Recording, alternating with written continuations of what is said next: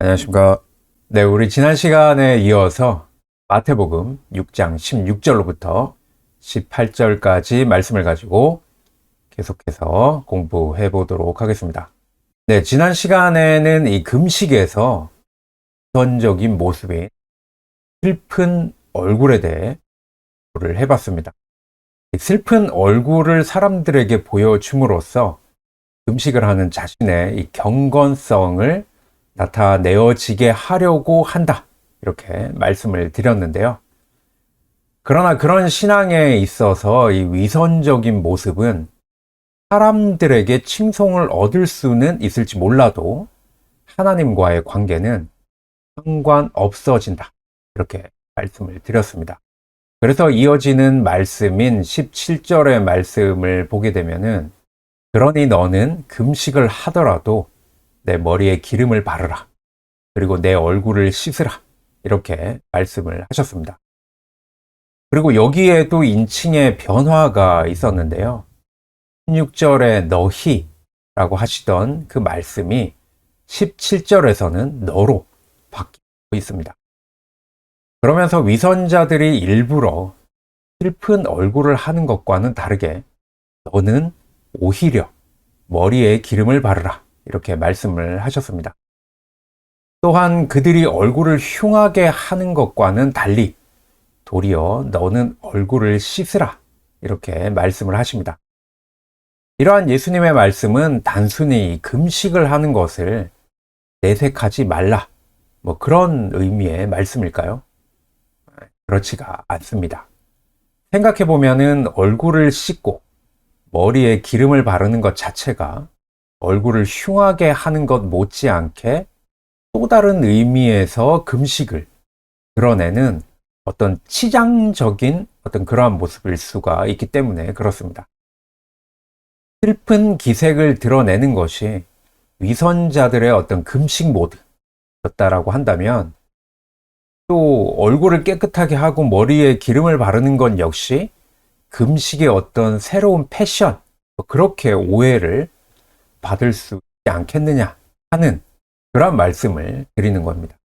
그렇다면 왜 하필이면 머리에 기름을 바르고 얼굴을 씻으라 이렇게 말씀을 하셨을까요? 17절에 이 기름을 바르다, 기름을 붓다 라고 하는 이 의미를 가진 헬라어는 알레이포라고 하는 단어입니다. 이 단어는 이 리포스라고 하는 이 기름진, 지방질이라고 하는 그러한 의미를 가진 단어에서 유래가 되었는데요. 이 단어를 보면은 우리가 알고 있는 이 메시아 그리고 그리스도라고 하는 말에 들어있는 뜻이 기름 부음을 받은 자라고 하는 그 의미를 생각해 볼 수가 있습니다. 참고로 신약 성경의 메시아는 구약 성경의 메시아라는 히브리어에서 나온 단어입니다. 따라서 기름을 바른다 라는 이 말이 예사롭지 않은 의미라고 하는 것을 생각할 수 있게 된다라고 하는 것입니다.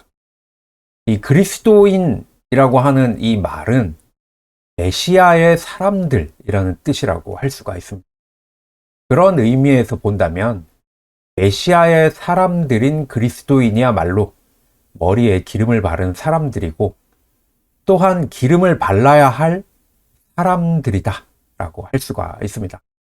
그렇다면 문제는 이 기름이 무엇을 상징하고 있는가 하는 것입니다. 이 구약 이사야서 61장 1절의 말씀을 보면은 이 기름의 상징적인 의미가 무엇인지 분명하게 말씀하고 있습니다. 주 야훼의 영이 내게 임하셨다고 하면서 이것을 여호와께서 내게 기름을 바르셨다 라고 하는 그 말씀으로 반복되고 있음을 볼 수가 있습니다. 이 문장은 하나님의 영이 임한 것을 기름을 발랐다 라고 하는 그러한 표현은 다르지만 같은 의미를 말씀하고 있다는 것을 알 수가 있다라고 하는 것. 하나님의 영이 임한 사람이 기름을 바르는 사람이고 그렇게 기름 부음을 받은 자가 메시아라고 한다면 메시아의 사람들인 그리스도인이 기름을 발라야 한다라고 하는 것은 너무나도 당연한 일이지 않겠는가.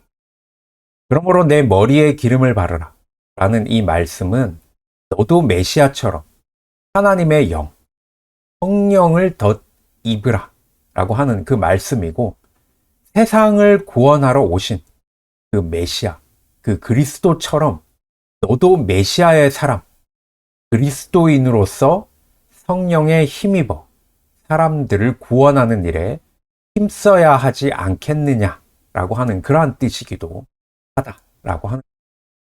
기름을 바름으로써 그 삶이 달라진다면 거기에는 분명 하나님의 영이 임함으로써 생겨날 인격과 성품의 변화가 전제되어야 마땅하다고 하는 것입니다. 이렇게 본다면 내 얼굴을 씻으라 라는 이 말씀도 의미상으로 기름을 바르라 라는 말씀과 연관되지 않을 수가 없다라고 하는 것입니다. 그리스도인으로서의 인격과 하나님의 자녀로서의 성품, 바로 그것이 우리의 씻겨진 얼굴일 수도 있는 것입니다. 씻어야 할 얼굴이고 닦아야 할 성품이라고 하는 말씀입니다. 그래서 마태복음 17장 2절의 말씀을 보게 되면은 이 변모산에서 변형하신 예수님의 얼굴에 대한 말씀이 나옵니다. 예수님의 얼굴이 해와 같이 빛났다고 말씀하고 있습니다. 그 예수님의 얼굴처럼 빛나게 하기 위해서 씻으라 이렇게 말씀을 하신 것입니다. 바로 거룩한 삶을 통해서 얼굴을 씻듯이 성품과 심성을 닦아가면 우리도 예수 그리스도처럼 될 수 있을 것이다 라고 하는 것입니다. 예수 그리스도처럼 되는 것, 예수님을 닮는 것입니다. 이것을 위해서 경건의 행위들을 하는 것이고 음식도 그래서 하는 것이라고 하는 것입니다. 이렇게 놓고 보면은 이 18절의 말씀처럼 사람들에게 나타내어지게 하려고 할 수 없게 되는 것입니다. 금식이나 구제, 기도는 은밀한 것 안에 계시는 아버지께만 나타내어지게 하려는 경건의 행위인 것입니다.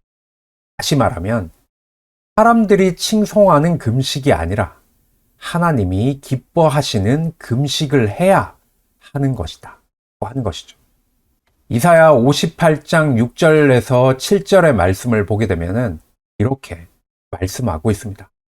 내가 기뻐하는 금식은 흉악의 결박을 풀어주고 멍에의 줄을 끌어주며 압제당하는 자를 자유하게 하고 모든 멍에를 꺾는 것이 아니겠느냐.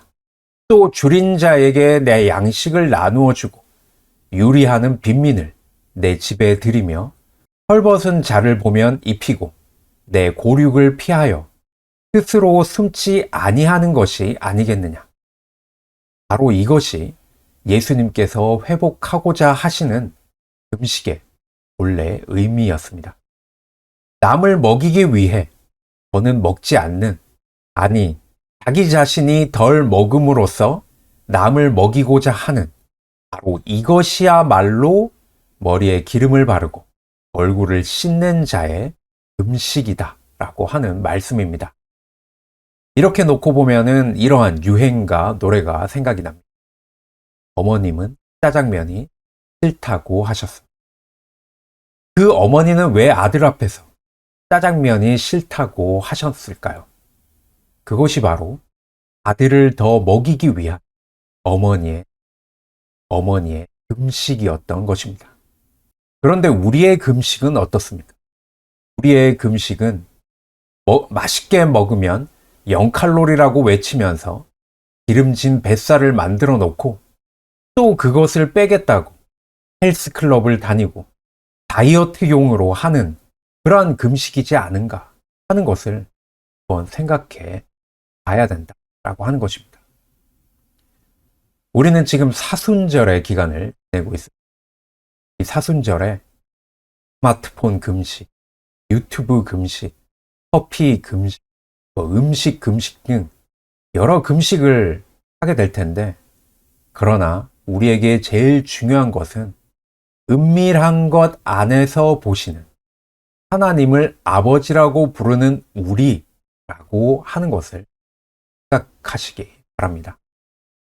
내 아버지께서 내게 갚아 주실 것이다 라고 하시는 18절의 약속을 기억하면서 내 삶 가운데 우리 아버지께서는 무엇으로 나에게 갚아 주실까를 우리가 생각해 본다면 우리의 경건의 행위, 또 우리의 금식이 사람들에게 나타내어지게 하려고 하지는 못할 것입니다. 그래서 예수님께서 우리에게 오늘 가르쳐 주신 의 본래의 의미, 아들을 위한 어머니의 금식, 다른 이웃을 살리기 위한 진정한 경건의 행위가 우리에게 있어야 할 것입니다. 자, 오늘은 여기까지 하도록 하겠습니다. 오늘도 들어주셔서 감사합니다. 감사합니다.